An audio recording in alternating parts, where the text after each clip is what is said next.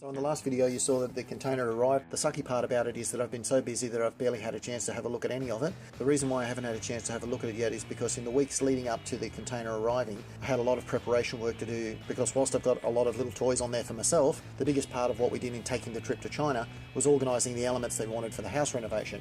The configuration of the original floor plan of the house had an odd little hallway room sort of area with the wall that was set on an angle off the lounge room, and you sort of walked into that little boxy area. The bathroom was off to the right, the main bedroom was off to the left, and then you walk straight ahead to go to the other bedrooms of the house.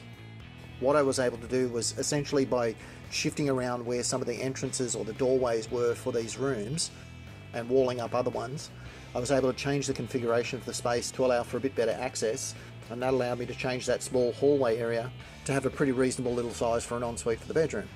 I had most of the preparation work and tiling done before the container arrived, and then it was pretty much just a matter of installing the vanity sink and shower screen, as well as all the other little bits and pieces to finish it off. But now that that's complete, I've finally got a chance to get back out into the workshop and actually have a look through all the bits and pieces that we've had delivered and see exactly what we've got. So a lot of these boxes that you can see here have got this slat wall stuff in it. Sort of marries up to those ones there, and sort of glass paneling that you can see there. That's for a number of display cabinets. I'm keeping one of the display cabinets for myself, and the rest of them are going down to a shop in Sydney. I'll be using that for a better display of some of the stuff I'm putting into the man cave section once I've got it all finished. And as time goes on, I may even get one or two more of them. So let's have a see at what else we've got.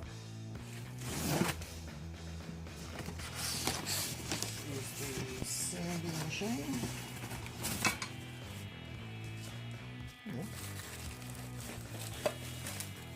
It's a belt sanding machine. That's a bag of plastic powder that I'll be using to melt down to recoat tools with.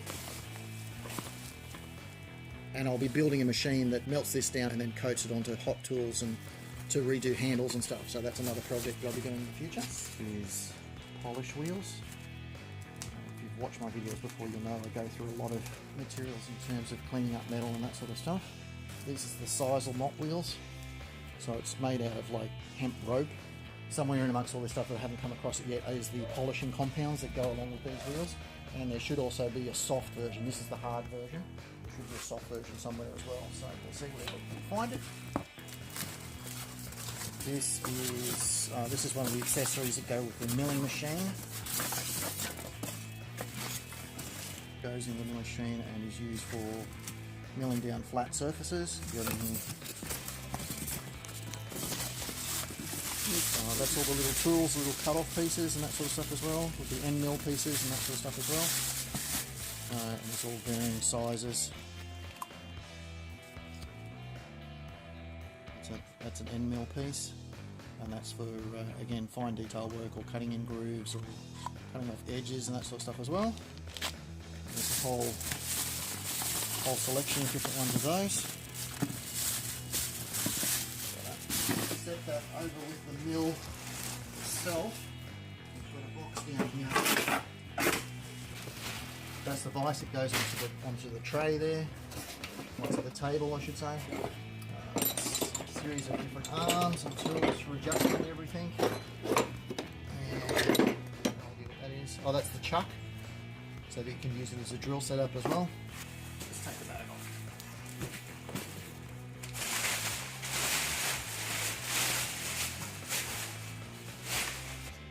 There's information plates on here that are written in Chinese. One of the things I'll end up doing is get them translated and have an English version put on top of it, but that's a pretty basic thing that I can cover.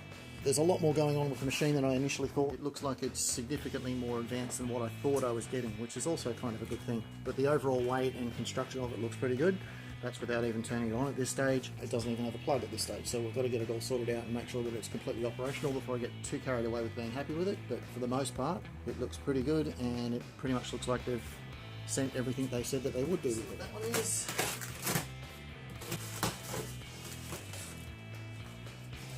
So that's the soft wheels that I was talking about before. This is more like a calico fabric. A number of different ones there. And that's for the high polish compound we do at the end. Got these Velcro back. A number of different ones there. Then we've got the extra belts that go with that sander as well. And we've got all these like, yeah, I think These are the sanding discs. That's the size wheel that I expected to get on the machine, so I'll probably change that wheel out to match that size. But that's not a big thing to do. And they match that same sanding pad wheel as well in the Velcro backs. So that's that box. Theme with the polishing stuff, I think this is sanding discs again, but a different sort. Yep. I go through quite a lot of these. These are the flappy disc sanding discs. And if you're paying attention to the last video, you may have seen these ones here, which are the cut-off wheels, which is the thin. These are the thin wheel cut-off discs that I use quite a lot of as well. So, oops. So those two boxes should keep me going for quite a while. Let's start with this one. These should be a pack of two. These are the lights that I'm going to be installing in the workshop. They're designed to hold two fluorescent globes, and they've got the reflectors and all that sort of stuff built in. If you have a look up on the roof there, you can see the wires where they're ready to be wired in. The one thing that I've done differently though, as far as those is concerned, is I bought to go with them. Now, at first glance, these look like fluorescent globes, but they're not. But they are LED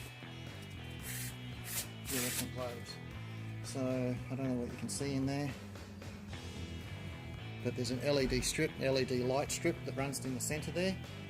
And then there's a diffusing filter that goes around the inside of it, so that they look like a regular fluorescent when they're in the light fixture, but they have the energy saving features of the LEDs.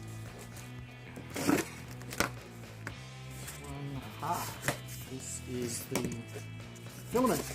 There's vacuum packed rolls of the 3D printer filament. There's 10 in that box, and they're all different colours, so that'll be another thing that we'll come across before too long. This is the polish soaps that I was talking about that goes with those polish wheels. There should be two different colours on them. So that's the rough cut compound that does the first polish, and that's the white compound that does the high chrome finish. Okay, what else have we got? Tape, I think. This is bulk supply of tape. Once again, it's a material I use a lot of, and one that I won't be needing to buy much of for hopefully a long time. In that same theme, this one,